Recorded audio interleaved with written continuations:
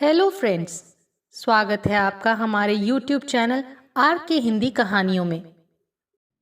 आज की कहानी है खड़ूस मकान मालकिन। साहब जी, आप अपने लिए मकान देख रहे हैं? होटल वाला राहुल से पूछ रहा था। पिछले 2 हफ्ते से राहुल एक धर्मशाला में रह रहा था। दफ्तर से छुट्टी होने के बाद वो मकान ही देख रहा था। उसने कई लोगों से कह भी रखा था। होटल वाला भी उनमें से एक था। होटल का मालिक बता रहा था कि वेतन स्वीट्स के पास वाली गली में एक मकान है, 2 कमरे का। बस एक ही कमी थी, उसकी मकान मालकिन। पर होटल वाले ने इसका एक हल निकाला था कि मकान ले लो और साथ में दूसरा मकान भी देखते रहो। उस मकान में कोई भी 2 महीने से ज़्यादा नहीं रहा है। आप मकान बता रहे हो या डरा रहे हो? राहुल बोला। मैं उस मकान को देख लूँगा, धर्मशाला से तो बेहतर ही रहेगा। अगले दिन दफ्तर के बाद राहुल अपने एक दोस्त प्रशांत के साथ मकान देखने चला गया। मकान उसे पसंद था, पर मकान मालकिन ने ये कहकर उसकी उम्मीदों पर पानी फेर दिया कि रात को 10 बजे के बाद गेट नहीं खुलेगा। राहुल ने सोचा, मेरा तो काम ही ऐसा है जिसमें अक्सर देर रात हो जाती है। वो बोला, आंटी, मेरा तो काम ही ऐसा है जिसमें अक्सर रात को देर हो सकती है। ठीक है बेटा, आंटी बोली, अगर पसंद ना हो तो कोई बात नहीं। राहुल कुछ देर खड़ा रहा और बोला, आंटी, आप उस हिस्से में एक गेट और लगवा दो, उसकी चाबी मैं अपने पास रख लूँगा। आंटी ने अपनी मजबूरी बता दी। मेरे पास खर्च करने के लिए एक भी पैसा नहीं है।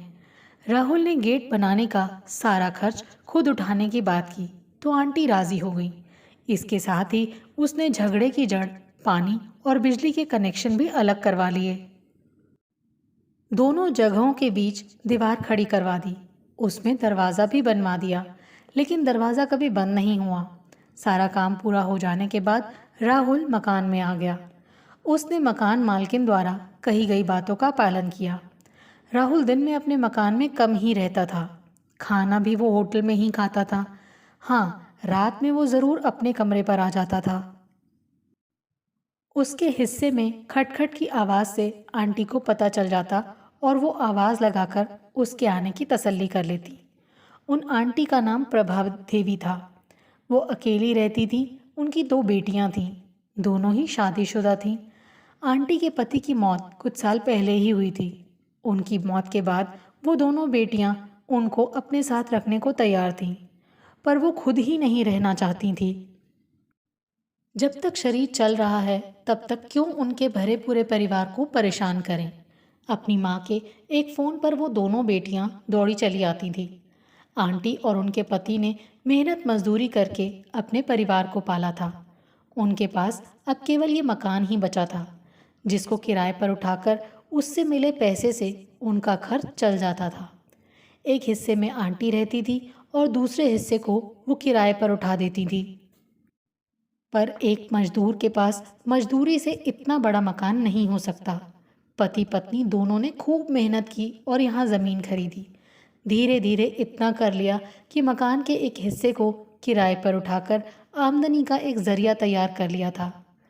राहुल भी अपने माँ बाप का इकलौता बेटा था। अभी उसकी शादी नहीं हुई थी। नौकरी पर वो यहाँ आ गया और आंटी का किराएदार बन गया। दोनों ही अकेले थे।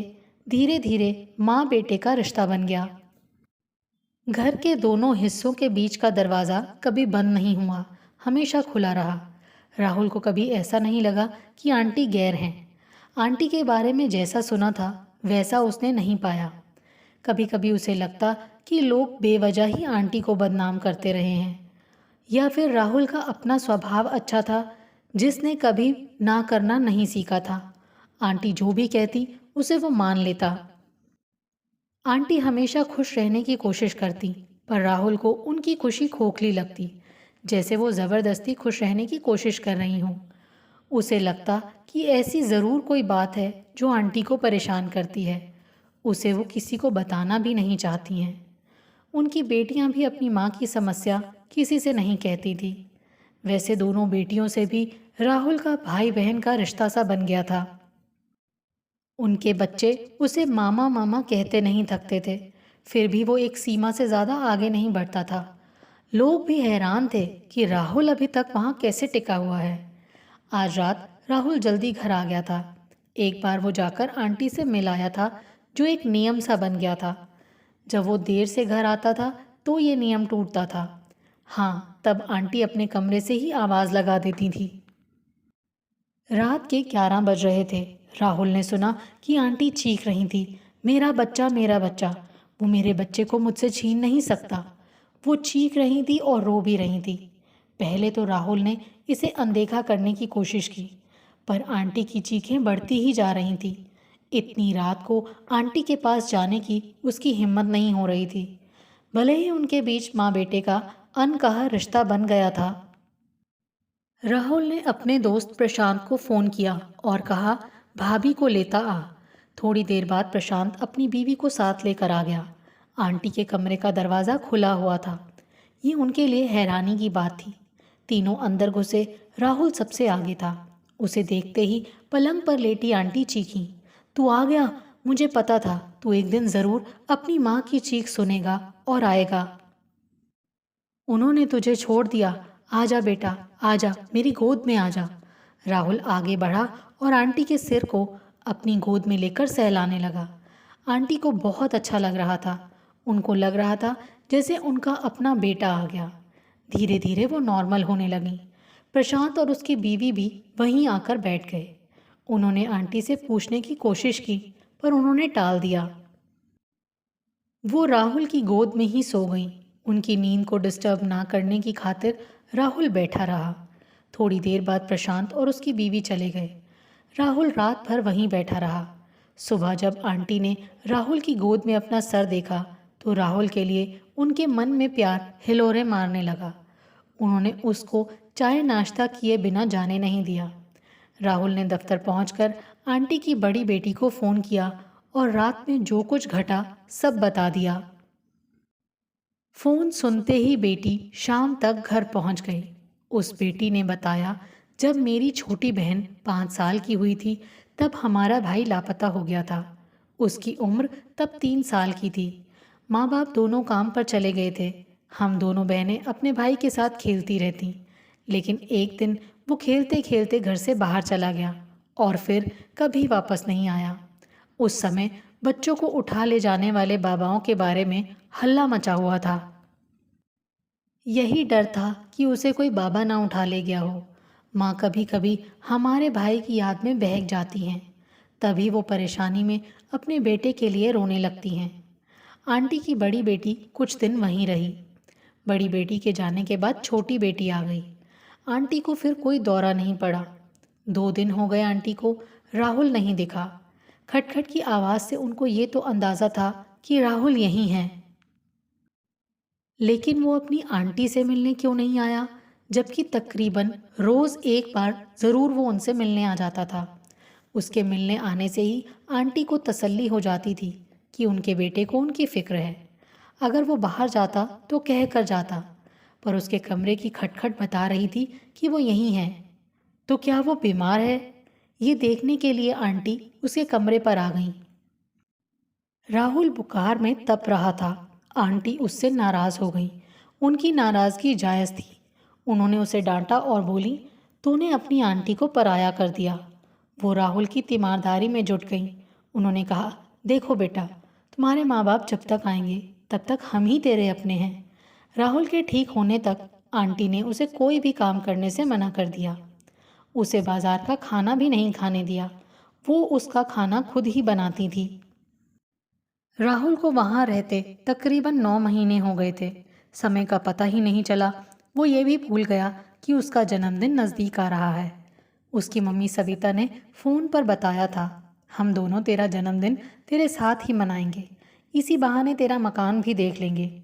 आज राहुल की मम्मी सविता और पापा रामलाल आ गए। उनको चिंता थी कि राहुल एक अनजान शहर में कैसे रह रहा है। वैसे राहुल फ़ोन पर अपने और आंटी के बारे में बताता रहता था और कहता था, मम्मी, मुझे आप जैसी एक माँ और मिल गई हैं। फ़ोन पर ही उसने अपनी मम्मी को ये भी बताया था, मकान किराए पर लेने से पहले लोगों ने मुझे बहुत डराया था कि मकान मालकिन बहुत खड़ूस है, ज़्यादा दिन तक नहीं रह पाओगे। लेकिन मैंने तो ऐसा कुछ नहीं देखा। तब उसकी मम्मी बोली थी, बेटा, जब खुद अच्छे तो जग अच्छा होता है। हमें जग से अच्छे की उम्मीद करने से पहले खुद को अच्छा करना पड़ेगा। तेरी अच्छाइयों के चलते तेरी आंटी भी बदल गई हैं। अपने बेटे के मुंह से आंटी की तारीफ सुनकर वो भी उनसे मिलने को बेचैन थी। राहुल माँ को आंटी के पास बैठाकर अपने दफ्तर चला गया। दोनों के बीच बातचीत से जो नतीजा सामने आया वो हैरान कर देने वाला था। राहुल के लिए तो जो सच सामने आया वो किसी बम के धमाके से कम नहीं था। उसकी आंटी जिस बच्चे के लिए तड़प रही थी वो खुद राहुल था। माँ ने अपने बेटे को उसकी आंटी की सच्चाई बता दी और बोली, बेटा, ये ही तेरी माँ है। हमने तो तुझे एक बाबा के पास देखा था। तू रो रहा था और बार बार उसके हाथ से भागने की कोशिश कर रहा था। हमने तुझे उससे छुड़ाया था। तेरे माँ बाप को खोजने की कोशिश की पर वो नहीं मिले। हमारा खुद का कोई बच्चा नहीं था। हमने तुझे पाला और पढ़ाया।